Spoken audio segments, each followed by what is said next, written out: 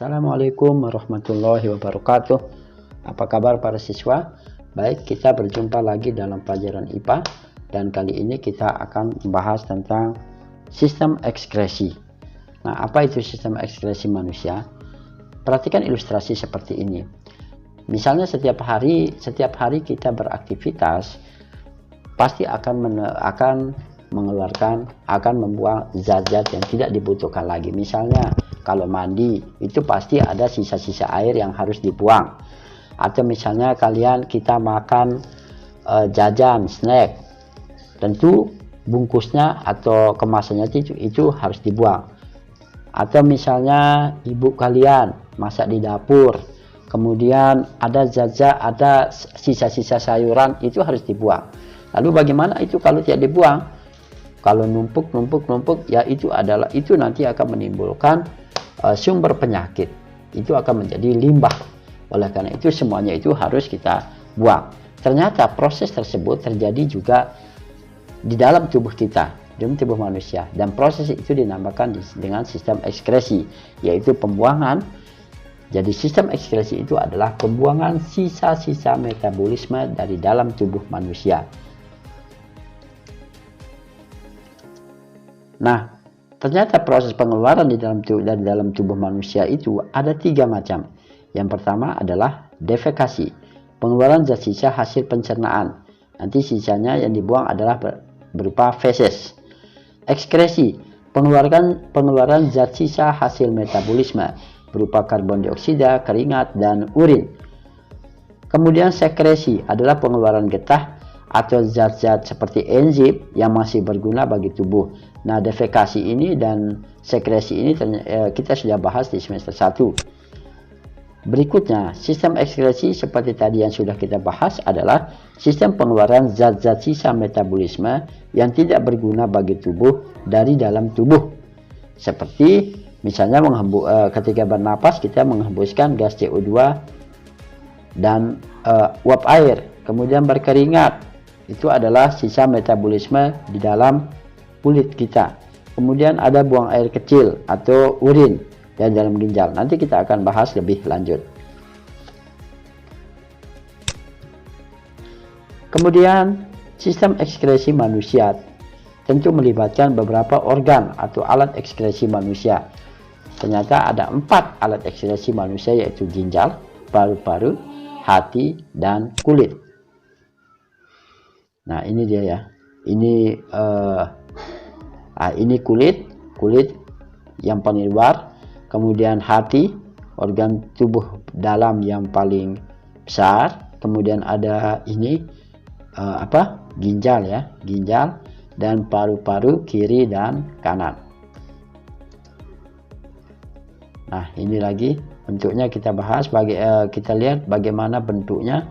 Paru-paru seperti ini sudah kita bahas di materi sebelumnya. Kemudian ada hati, letaknya di sini.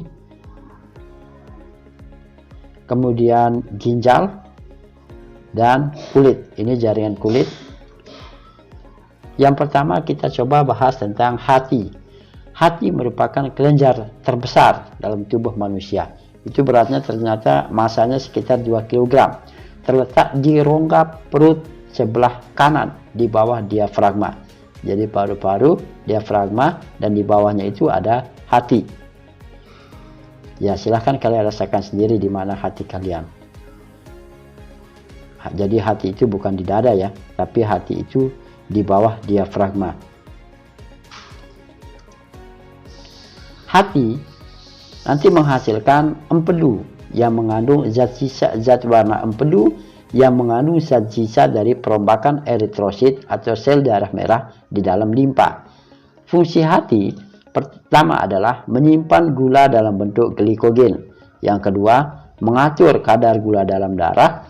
Yang ketiga, tempat pembentukan urea dan amonia yang nanti akan dikeluarkan melalui ginjal. Yang berikutnya ini adalah fungsi hati yang paling penting, yaitu menawarkan racun. Jadi setiap hari kita sadari atau tidak, banyak racun yang masuk ke dalam tubuh kita, baik itu berupa dari aktivitas kita dalam sehari-hari atau makanan-makanan yang tanpa kita sadari banyak racun yang masuk. Di dalam hati inilah racun-racun tersebut ditawarkan, tapi jangan terlalu banyak makan racun. Membentuk vitamin A dari provitamin A. Yang berikutnya tempat pembentukan fibrinogen dan protrombin. Nah, mari kita lihat proses perombakan hemoglobin di dalam hati untuk menghasilkan atau mengeluarkan zat sisa excretion dari hati. Yang pertama, sel darah merah masuk ke dalam hati dan hemoglobin berupa hemoglobin. Hemoglobin ini mengandung atau dipecah menjadi 3, yaitu hemin, zat besi, dan globin. Zat besi akan digunakan sebagai bahan pembentukan hemoglobin baru. Zat besi ini masuk ke dalam sumsum sel darah merah untuk menghasilkan hemoglobin baru. Kemudian yang berikutnya globin. Globin ini tidak dibuang, tetapi digunakan untuk membentuk protein-protein yang lain yang bermanfaat bagi tubuh. Yang berikutnya adalah hemin. Hemin ini akan dirubah menjadi biliverdin. Biliverdin ini adalah zat warna hijau, agak hijau ya. Kemudian dirubah menjadi bilirubin. Bilirubin ini zat yang zat warna kuning oranye. Bilirubin bersama getah empedu akan masuk ke usus 12 jari, kemudian selanjutnya ke usus besar. Di dalam usus besar dirubah menjadi urobilinogen. Urobilinogen ini dirubah menjadi kandung dua, yaitu urobilin, pewarna urin. Jadi urobilin ini berwarna kuning, agak kuning oranye. Itu adalah pewarna urin. Jadi pantas saja urin itu berwarna agak kekuning-kuningan. Stercobilin. Stercobilin ini adalah zat warna agak coklat. Nah, stercobilin ini nanti akan sebagai zat pewarna feses di dalam sisa pencernaan manusia. Sehingga wajar saja jika feses yang dikeluarkan yang sehat itu mengandung agak berwarna coklat. Kulit merupakan lapisan yang paling luar dari tubuh manusia dan merupakan pelindung bagian dalam tubuh, baik dari panas, dari gesekan, dari tekanan, dan sebagainya. Kulit, nah ini fungsi kulit yaitu mengeluarkan keringat, melindungi bagian dalam tubuh dari gesekan, kuman, penyinaran, panas, dan zat kimia. Yang berikutnya adalah mengatur suhu tubuh. Berikutnya menerima rangsangan dari luar, mengurangi kehilangan air. Jadi fungsinya sangat urgen ya, yaitu penting, yaitu mengatur suhu tubuh. Kemudian kehilangan air, mengurangi kehilangan air, jadi mengurangi penguapan dari dalam tubuh manusia. Nah, struktur kulit ada dua bagian penting lapisan, yaitu epidermis dan dermis. Nah, epidermis yang pertama kita pelajari epidermis. Ini bagian epidermis.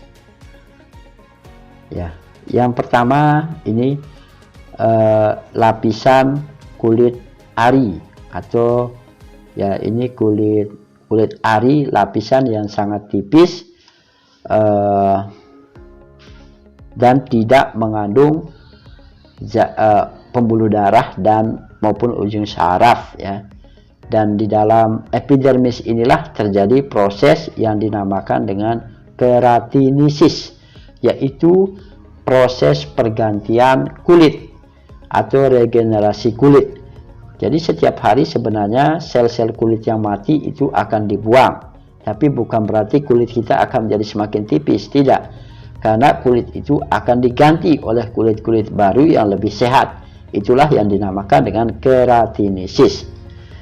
Yang berikutnya adalah dermis. Nah, di dalam dermis ini banyak ada pembuluh kapiler darah. Kemudian di sini kelenjar keringat yang berfungsi di dalam sistem ekskresi manusia. Nah, kelenjar keringat ini menggulung dan nanti pangkalnya ini terhubung dengan pembuluh darah maupun ujung saraf. Nah, kemudian keluar nanti tersambung ke bagian luar, yaitu bagian keluar pori-pori ya, keluar. pori-pori sini. Kelenjar keringat ini menyerap air dan garam dari darah dari pembuluh kapiler. Keringat dikeluarkan melalui pori-pori. Jadi pantas saja ya, kalau tidak tampak sengaja, keringat itu ada rasa asin-asinnya. Ternyata karena menyerap air dan garam dari darah. Suhu tubuh meningkat atau suhu udara di lingkungan tinggi, maka pembuluh-pembuluh darah di kulit akan melebar, sehingga banyak darah yang mengalir ke daerah tersebut. Pangkal kelenjar keringat berhubungan dengan pembuluh darah, maka terjadilah proses penyerapan air, garam, dan sedikit urea oleh kelenjar keringat. Kemudian air bersama larutannya keluar melalui pori-pori yang merupakan ujung dari kelenjar keringat tersebut. Maka keluarlah keringat untuk mengeluarkan zat-zat sisa metabolisme tersebut yang memang tidak dibutuhkan lagi oleh tubuh manusia. Keluarlah sampah itu. Nah, paru-paru. Paru-paru adalah merupakan salah satu juga organ sistem ekskresi manusia.